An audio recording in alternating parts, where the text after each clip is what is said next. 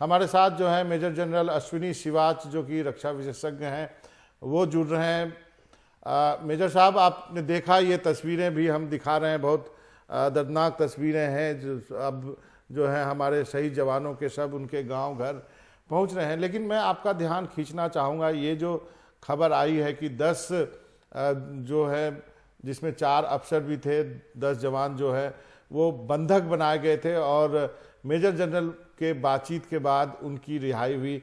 आपकी फौरी प्रतिक्रिया क्या है इसमें?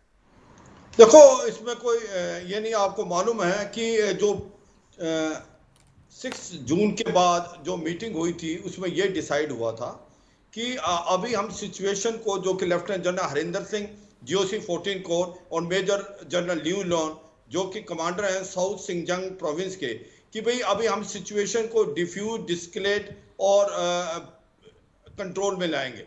तो उसके लिए ये बताया गया था कि दोनों जो फौजें हैं थोड़ा थोड़ा पीछे चलेंगी। इसको देखते हुए इसी प्रकार गलवान घाटी में भी इन्होंने जो टेंट आगे लगा रखे थे उन्होंने पीछे लगाने थे, जो उसके लिए मान गए थे। मगर जब वो देखा गया तो वो उन्होंने टेंट उठा नहीं रखे थे।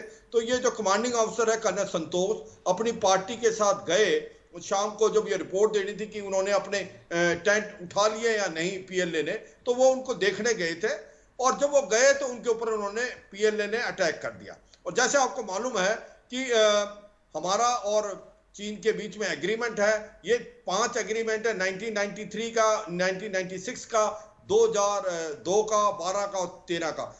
1996 का जो है उसमें साफ लिखा हुआ है आर्टिकल 6 में कि 2 किलोमीटर LAC में हथियार यूज नहीं कराया जाएगा। तो हम हथियार ना हम यूज करते ना चीन करते। वो अपना वेपन उनके पास था मगर पीछे स्लंग कर रखा था और उसकी बैरल नीचे होती है। जब वो वहां पर गए तो एकदम इन्होंने, चीनियों ने उनके ऊपर अटैक कर दिया और वो अटैक भी किया आयरन रोड से और बंबू से जिनके अंदर नेल्स लगे हुए थे। तो ये एकदम चौकन्ने हो गए। तो फिर इन्होंने भी उसका जवाब दिया और उसके बाद चीनी भी कुछ और आ गया, हमने भी अपनी रीएनफोर्समेंट बढ़ाई। तो आपस में मुठभेड़ हुई है जो कि 2-3 घंटे चली। तो हमारे भी उस मुठभेड़ के अंदर एक अफसर और सर जनरल सवाच ये जानना चाहते हैं कि जिस तरह से बंधक बनाया गया है, कितना बड़ा वायलेशन है किसी भी आमने सामने की झड़प में? हाँ, मैं वही समझा रहा हूं। तो फिर क्या हुआ कि जो हमारा एक अफसर 20 जवान, उनके भी करीब करीब 30 से ज्यादा हुए हैं, मगर क्योंकि उनकी नफरी ज्यादा थी और हमारे रीइंफोर्समेंट दूर से आने थे, तो उस टाइम में उनने, हो सकता है ये 4 ऑफिसर और 6 जवानों को ओवर पार करके कैदी बनाया था जो कि अपने पास रखा हुआ था। और इसी के लिए जो है बातचीत अभी चली हुई थी 2-3 दिन से मेजर जनरल लेवल की, जो कि पेट्रोल पॉइंट 14 में। तो उसके बाद ये तय हुआ, चीनियों ने उनको छोड़ दिया क्योंकि ये एक प्रकार के आपस में 2 सिविलाइज देश के बारे में होता है। लड़ाई जो थी ये स्कफर दोनों तरफ से हुई, चीन ने शुरू की, चीन तैयारी था। सर जो हुआ है, जिस तरह से उन्होंने व्यवहार किया है वो सिविलाइज तो कहीं से भी नहीं है, लेकिन जिस तरह से बंधक बनाया है, जिस तरह से हमारे सैनिकों के बारे में कहा जा रहा है कि करार के तहत उन्होंने कुछ भी इस्तेमाल हथियार नहीं किया है, लेकिन जब किसी ट्रूप का कमांडिंग ऑफिसर जो है उसके साथ इस तरह का व्यवहार हो, उसकी जान चली जाए, तो क्या तब भी कोई हथियार नहीं उठाएगा, हथियार अगर पास में है तो? देखो, इसमें कोई शक नहीं, आपने बहुत अच्छा क्वेश्चन पूछा।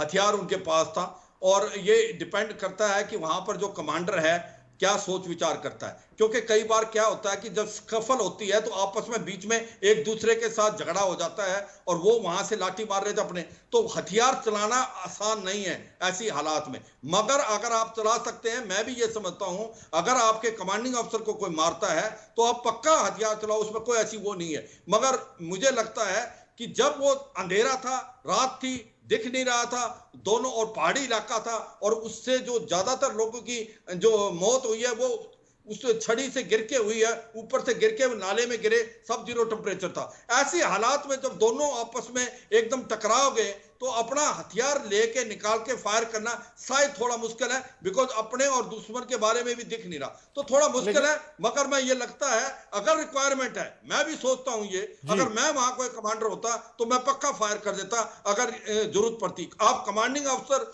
अगर आपकी पलटन का उसके ऊपर कोई हाथ उठाता है तो इससे बड़ा कुछ नहीं आप कर सकते हो। तो ये एक कहना बड़ा मुश्किल है कि क्या परिस्थिति थी, मगर उनके पास हथियार था, उन्होंने क्यों नहीं फायर किया।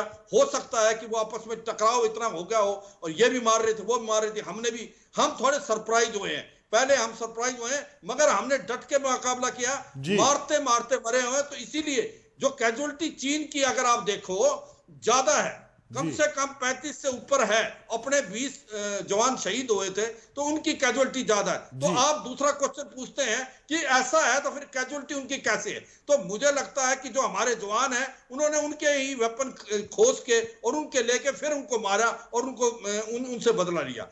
मगर जनरल साहब आपने एक बात एकदम बड़ी बात कही कि यदि आप होते तो फायर खोल देते वहां पर, क्योंकि आप ये देख नहीं सकते थे कि आपके कमांडिंग अफसर को कोई मार रहा है और आपके पास हथियार है और आप चुपचाप बैठे रहें।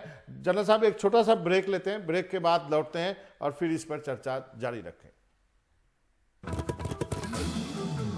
मेजर जनरल अश्विनी श्रीवास्तव हमारे साथ जुड़े हुए हैं और सर हम आपसे इसी बात पे चर्चा कर रहे थे, लेकिन एक बात हम ये जानना चाहते हैं कि जो अपोजिशन में होता है, यदि अभी आप सोशल मीडिया पे ढेर सारे वीडियो चल रहे हैं, ऐसी परिस्थिति में वो कहता है कि सरकार से कि हमें जानकारी दो, जैसा कि अभी अपोजिशन कर रही है, अभी आधे घंटे के अंदर ऑल पार्टी मीटिंग होगी, सरकार वो देने से हिचकती है, ये हर बार हम देखते हैं। तो आपको नहीं लगता इसका भी कोई प्रोटोकॉल होना चाहिए?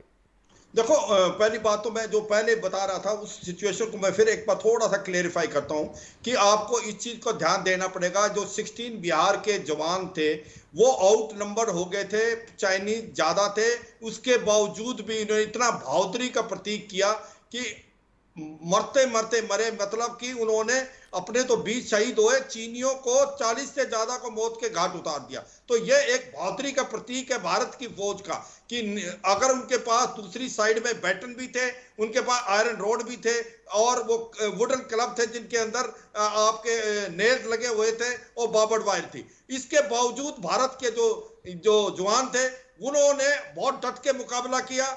कम होने के बावजूद भी 40 से ज्यादा चीनियों को मौत के घाट उतार दिया और यह एक बड़ी बहादुरी का प्रतीक है। और इस चीज को हमें पूरा देश इससे फख्र करता है कि हमारे पास हमारी फौज के अंदर इतना जज्बात है कि दुश्मन को हम दांत खट्टे कर सकते। अब आपने बात बताई ये दूसरी, देखो एक चीज समझने की कोशिश करो, स्थिति लाइन ऑफ एक्चुअल कंट्रोल पे नाजुक बनी हुई है। वहां से जो हो रहा है कि अभी जो चाइना है वो बड़े सोच विचार करके आया हुआ है, उसका ने मन बना लिया है कि गलवान घाटी से शायद वो पीछे नहीं जाएगा और अभी धीरे धीरे वहां पर जो है अपनी जो डिप्लॉयमेंट को बढ़ा रहा है, इंफ्रास्ट्रक्चर बढ़ा रहा है। तो ऐसी हालात में सिचुएशन जो चेंज होती है ये इमीडिएटली बताना बड़ा मुश्किल है किसी गवर्नमेंट के लिए, क्योंकि नाजुक स्थिति में नीड टू नो बेसिस में है, हमें नहीं पता लगती क्या हो रहा है। तो अगर हम गवर्नमेंट के ऊपर प्रेशर डालेंगे कि जल्दी नहीं सर, मेरा सवाल वो नहीं था सर, सवाल ये था कि जो अपोजिशन पूछ रही है कि आखिरकार ये स्थिति बनी क्यों। देखो इसमें तो कोई दो राय नहीं, स्थिति तो बनी इसलिए है कि जो चीनी है बड़ी तादाद में आ गए गलवान घाटी में, जो आज तक डिस्प्यूटेड नहीं था उसको डिस्प्यूट कर दिया और वो आके पहाड़ियों में बैठ गए हैं जहां से ये रोड दरबुक, शौक और दौलत बेग ओल्डी जाती है उसको डोमिनेट करने के लिए। हम कहते हैं कि आप 1 अप्रैल 2020 के इलाके में जाओ, स्टेटस को मेंटेन करो। मेरे हिसाब से चीनी अभी तक तो मानने के लिए तैयार नहीं है, आगे बातचीत होगी क्या होगा। बहुत संक्षिप्त में, बहुत शॉर्ट में ये जानना चाहते हैं आपके हिसाब से, क्योंकि आप एक सैनिक हैं, मैं आपसे ये जानना चाहती हूँ कि अब आगे का रास्ता क्या होना चाहिए। क्या बिल्कुल जिस तरह से जो रूल्स ऑफ एंगेजमेंट हैं वहां पर जो वो क्या पूरी तरह से अब बदलने चाहिए? बिल्कुल, देखो आपने जो ये बताया जिससे कैजुअलिटी हुई है, तो मैं ये कहता हूं कि ये जो पुराने प्रोटोकॉल है 1993, 96, 2002, 12 और 15, उस टाइम तक तो ठीक थे। जब इस प्रकार से इंटेंसिटी बढ़ गई है आपस में और चीनी जो है उसका इस्तेमाल गलत ढंग से करने लगे हैं कि वो आयरन रोड वगैरह लगाते हैं, तो रूल ऑफ एंगेजमेंट चेंज होने चाहिए और अभी के वक्त के होने चाहिए, और रिक्वायरमेंट हो तो हथियार लेके और अपना फायर कर सकते हैं सेल्फ प्रोटेक्शन में। ये पक्का चेंज होगा, ये हो भी गया है ग्राउंड पे, इसमें कोई शक नहीं। मेजर जनरल साहब, आपका बहुत बहुत शुक्रिया, आपने वक्त निकाला, हमसे चर्चा की, आपका बहुत बहुत धन्यवाद सर।